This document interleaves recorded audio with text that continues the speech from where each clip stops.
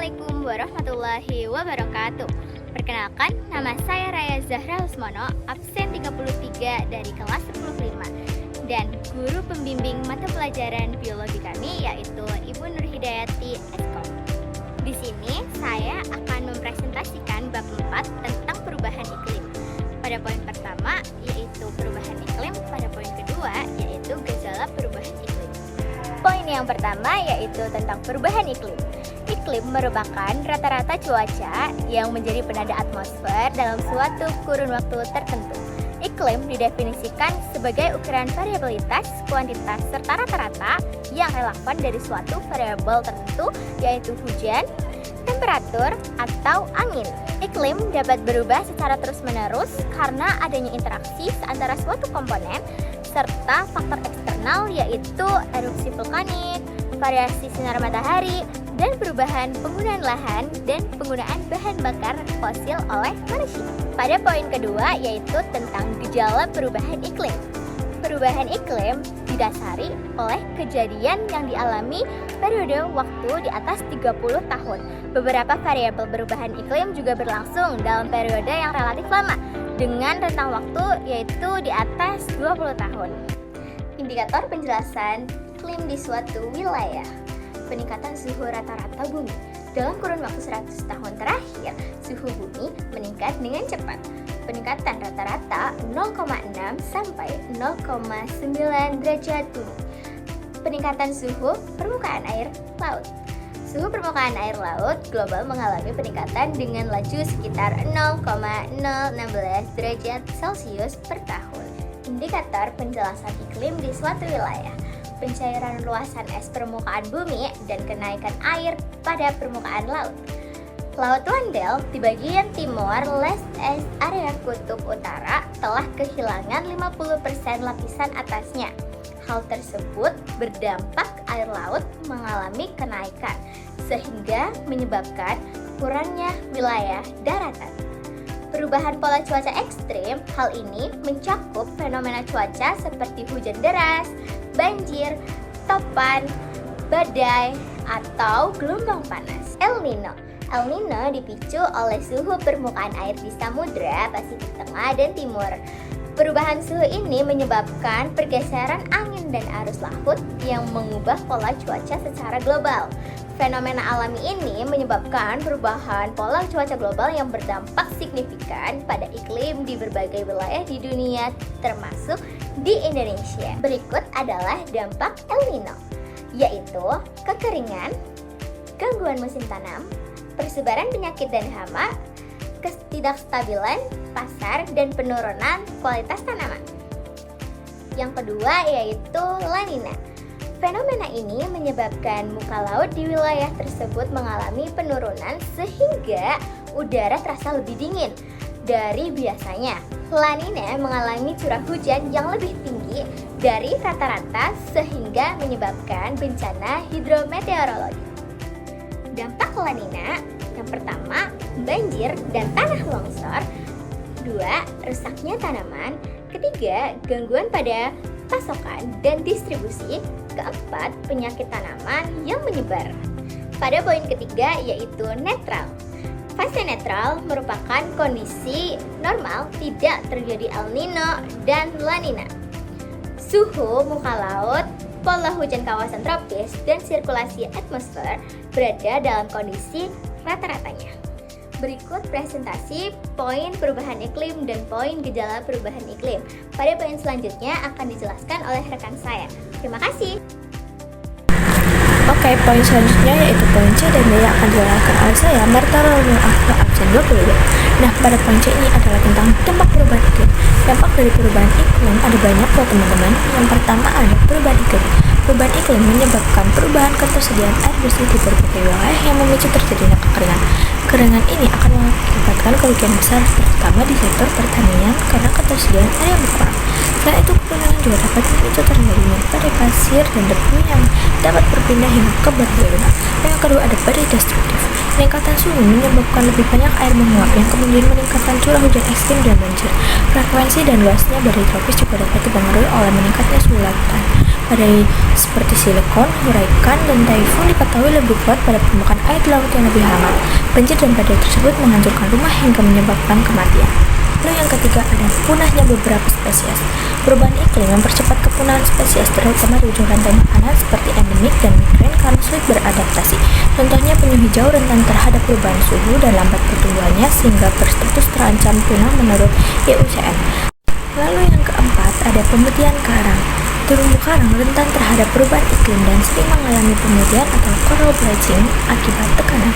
Proses ini mengubah jaringan dari sitokimia polip karang yang akhirnya membuat koloni karang menjadi putih.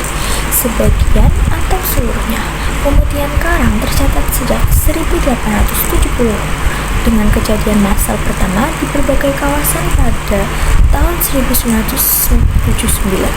Frekuensi dan intensitas pemutihan massal peningkatan pesat belakangan ini akibat kenaikan suhu global mengkhawatirkan masa depan terumbu karang. Nah, yang kelima ada penyusutan keragaman sumber daya genetik. Perubahan iklim menyebabkan bencana alam seperti kebakaran dan kebanjiran, mengurangi populasi serta keragaman spesies termasuk yang endemik dan yang terancam punah. Pemulihan spesies terhambat meskipun beberapa varian gen mungkin lebih tahan. Perubahan iklim juga mengganggu pola musim pertanian di Indonesia yang berpotensi menyebabkan gagal panen dan mengancam ketahanan pangan. Terus yang keenam juga ada perubahan interaksi antar spesies. Perubahan iklim dapat menyebabkan perubahan interaksi antar spesies yang berkonsekuensi penting bagi stabilitas dan fungsi ekosistem, bahkan membuat ekosistem tidak lagi berfungsi ideal. Pemanasan iklim dengan cepat mengubah waktu dan tingkat bunga pada tumbuhan serta migrasi pada hewan yang akan mengganggu interaksi antar spesies. Dan yang ketujuh atau yang terakhir ada meningkatnya resiko kesehatan. Perubahan iklim tingkatkan resiko kesehatan kemarau yang panjang sebabkan perkembangbiakan cepat bakteri, virus, jamur, dan parasit, picu penyakit kulit dan pernapasan, serta malaria dan demam berdarah. Banjir memperburuk sanitasi dan picu penyakit. Jaga lingkungan penting untuk hindari dampak buruk perubahan iklim. Nah, poin C udah selesai nih. Lanjut ke poin D yuk, yaitu tentang penyebab perubahan iklim. Penyebab perubahan iklim juga banyak macam nyawa teman-teman. Yang pertama ada peningkatan kadar CO2. CO2 adalah gas rumah kaca yang merangkap panas matahari. Peningkatan kadar CO2 di atmosfer terjadi akibat aktivitas manusia, terutama pembakaran bahan bakar fosil dan deforestasi yang menyebabkan peningkatan suhu planet dan perubahan iklim. Kandungan CO2 di atmosfer telah meningkat 10% dalam 200 tahun terakhir. Menurut NASA, konsentrasi CO2 terus meningkat dalam beberapa dekade terakhir. Pada periode 1959 sampai 1986, rata-rata CO2 di atmosfer masih di bawah 350 ppm. Artinya, sejak 1987, levelnya tidak pernah lagi di bawah 350 ppm. Bahkan, pada April sampai Juni 2022, konsentrasi CO2 mencapai 420 ppm yang merupakan nilai tertinggi yang pernah tercatat oleh NASA. Pada Januari 2023, konsentrasi CO2 berada di level 419 ppm, rekor tertinggi keempat sejak awal pencatatan NASA. Kenaikan CO2 seiring dengan peningkatan suhu bumi tahun 1981 sampai 2014 naik 0,1 sampai 0,7 derajat per tahun dibanding tahun 1951 sampai 1980. Setelah 2015, kenaikan suhu melebihi 0,8 Celcius. Lalu yang kedua ada anomali efek rumah kaca. Nah, perubahan ini juga dibagi menjadi beberapa bagian loh, yaitu ada mekanisme terjadinya efek rumah kaca. Efek rumah kaca adalah proses alami di mana gas-gas tertentu di atmosfer seperti CO2, metana, dan uap air menangkap sebagian radiasi panas yang dipantulkan bumi, menjaga suhu bumi agar tetap hangat. Namun, aktivitas manusia yaitu pembakaran bahan bakar fosil meningkat konsentrasi gas rumah kaca secara drastis. Akibatnya, efek rumah kaca menjadi lebih kuat, menyebabkan kepanasan global dan perubahan iklim. Dalam kondisi normal, efek rumah kaca memanfaatkan berbagai kehidupan. Tanpanya, suhu bumi bisa mencapai minus 200 derajat Celcius. Peningkatan gas rumah kaca oleh manusia memperkuat efek ini, menyebabkan pemanasan global yang berdampak pada perubahan iklim. Lalu, selain itu juga ada efek rumah kaca yang berlebihan. Efek rumah kaca dibutuhkan untuk menjaga suhu bumi agar perbedaan siang dan malam agar tidak ekstrem. Namun, efek rumah kaca yang berlebihan menyebabkan pemanasan global di mana suhu bumi naik lebih signifikan. Hal ini mengakibatkan mencairnya es di kutub, sehingga permukaan air laut lebih tinggi dan perubahan iklim yang ekstrem. Jika terus berlanjut, banyak populasi makhluk hidup yang akan musnah. Nah, pada poin yang kedua ini sudah selesai nih. Dilanjut ke poin 3, yaitu tentang aktivitas manusia sebagai penyebab utama perubahan iklim. Pada poin ketiga ini juga dibagi lagi menjadi beberapa bagian. Bagian yang pertama ada kegiatan terkait alih fungsi lahan. Alih fungsi lahan hutan terjadi akibat pertambahan penduduk yang meningkat kebutuhan lahan. Hutan seringkali diubah menjadi pertanian, pemukiman, perkebunan, terutama hutan sekunder. Nah, tindakan ini merusak fungsi hutan karena dilakukan beberapa pelestarian. Kebakaran hutan akibat pembukaan lahan memperparah kerusakan, menyebabkan polusi udara, peningkatan gas rumah kaca, dan akumulasi gas rumah kaca sehingga kondisi hutan dan lahan semakin memprihatinkan. Lalu pada bagian yang kedua ada penggunaan gas CFC atau freon dalam kehidupan sehari-hari. Penggunaan gas CFC atau freon dalam kehidupan sehari-hari terdiri dari karbon, klorin, dan fluorin adalah molekul yang telah digunakan selama bertahun-tahun sebagai zat pendingin atau refrigeran sampai tahun 1980-an. Freon umumnya berupa tidak berwarna atau cairan yang tidak berwarna yang mudah menguap pada suhu panas. Nah, pada slide ini ada beberapa senyawa freon yang umum digunakan. Nah, CFC yang pertama kali dibuat pada tahun 1938 itu bagus sebagai pendingin, tetapi di atmosfer radio UV memecahnya dan melepaskan klorin. Klorin ini menghancurkan banyak ozon karena bertindak sebagai katalis. Satu atom klorin dari CFC dapat menghancurkan 1000 molekul ozon, menyebabkan lapisan ozon menipis, dan lebih banyak radiasi matahari berbahaya mencapai ke bumi, meningkatkan suhu permukaan bumi. Kerusakan ozon akibat CFC jauh lebih cepat dibandingkan pembentukan ozon alami. CFC itu sendiri itu menyumbang 70% bahan kimia pencemar ozon buatan manusia. Untuk mengurangi penipisan ozon, CFC diganti dengan HFC. Namun, HFC ini ternyata meningkatkan gas rumah kaca penyebab perubahan iklim. Oleh karena itu, penggunaan HFC juga mulai dibatasi sejak Januari 2019 kemarin. Lalu, bagian yang terakhir pada poin C ini adalah tentang penggunaan listrik secara berlebih. Penggunaan listrik berlebihan di era modern yang hampir tidak terhindarkan dalam aktivitas sehari-hari. Sayangnya mempercepat perubahan iklim karena ini produksi listrik mayoritas masih mengembangkan pembakaran batu bara yang melepas CO2. CO2 ini di bidang keladaiannya pemanasan global dan perubahan iklim. Oleh karena itu, hemat listrik sangat penting untuk mencegah dampak iklim ekstrim di masa depan. Nah, itu tadi materi yang ada di poin ketiga. Sekarang mari kita bahas yang ada di poin keempat. Pada poin keempat ini akan menjelaskan tentang aktivitas kendaraan bermotor.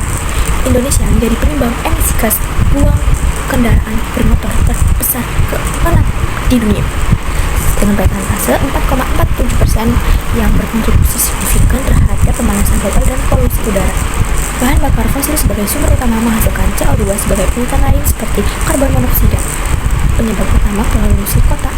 Pembakaran tak sempurna menghasilkan NOx dan CO yang lebih berbahaya. Upaya pengendalian meliputi pengurangan penggunaan mobil pribadi, perawatan rutin kendaraan, dan penggunaan bensin berkualitas. Oke, kalau tadi ada aktivitas kendaraan bermotor, sekarang kita bahas materi yang kelima, yaitu tentang kegiatan terkait produksi dan penggunaan plastik. Pada poin ini juga banyak kegiatan terkait loh. Sebelum saya menjelaskan kegiatan tersebut, saya akan menjelaskan dulu tentang produksi plastik itu sendiri. Produksi plastik memperparah perubahan iklim karena sulit terurai dan tumpuknya memicu pemanasan global. Produk plastik yang terpapar sinar matahari melepaskan metana dan etilena, gas penyebab utama perubahan iklim. Produksi, konsumsi, dan pembuangan plastik menghasilkan emisi karbon tinggi, meningkatkan konsentrasi gas rumah kaca di atmosfer. Plastik juga mencemari lingkungan, terutama lautan dan rantai makanan. Nah, sekarang kita lanjut ke kegiatan yang terkait pada poin di atas tadi ya teman-teman. Yang pertama ada produksi plastik. Plastik berasal dari minyak dan gas bumi yang diolah menjadi nafta, lalu menjadi pelet plastik. Proses ini memerlukan banyak energi dan menghasilkan emisi karbon yang signifikan sekitar 1.781 juta ton CO2. Lalu yang kedua ada produksi produk plastik. Setelah pelet plastik dibuat, langkah selanjutnya adalah mengirimkannya ke tempat pengelolaan untuk dijadikan sebagai produk plastik. Contohnya botol plastik. Proses pencetakan plastik membutuhkan suhu tinggi dan perkiraan menghasilkan emisi karbon sekitar 535 juta metrik ton CO2. Dan yang terakhir ada pengelolaan dan pembuangan sampah plastik. Plastik sering kali dipakai dan sering kali berakhir di TPA atau dibakar. Daur ulang lebih baik, tapi butuh energi dan tidak semua plastik bisa didaur ulang. Nah, akhirnya kita sampai di puncak poinnya nih, yaitu poin yang keenam tentang penimbunan sampah organik. Sampah organik menghasilkan gas metana, gas rumah kaca yang lebih kuat dari CO2. Produksi sampah di Indonesia tinggi dan terus meningkat. Sebagian besar berakhir di TPA, terbuka dan menghasilkan metana sekitar 50 kg ton sampah. Metana terbentuk dari dekomposisi anaerobik TPA adalah penyumbang utama emisi metana, bahkan lebih besar dari emisi sapi perah. Pembakaran biomasa dan aktivitas manusia juga melepaskan metana. Emisi metana dari aktivitas manusia secara global cukup signifikan dan lebih tinggi di negara maju dan berkembang. Oke, ini ringkasan lebih ringkas. TPA global menyumbang 60% emisi metana sampah. Sampah terurai anaerobik menghasilkan metana dan humus, sedangkan aerobik menghasilkan CO2, air, humus, dan energi. Pengomposan aerobik tetap melepaskan CO2 dan C4 penyebab pemanasan global. Aktivitas manusia adalah faktor utama perubahan iklim, dan jika tidak dikurangi, dampaknya akan lebih besar. Itu tadi materi yang dapat kami sampaikan, yaitu tentang bab 4, bab perubahan iklim. Mohon maaf apabila terdapat kesalahan yang disengaja maupun tidak. Terima kasih. Wassalamualaikum warahmatullahi wabarakatuh.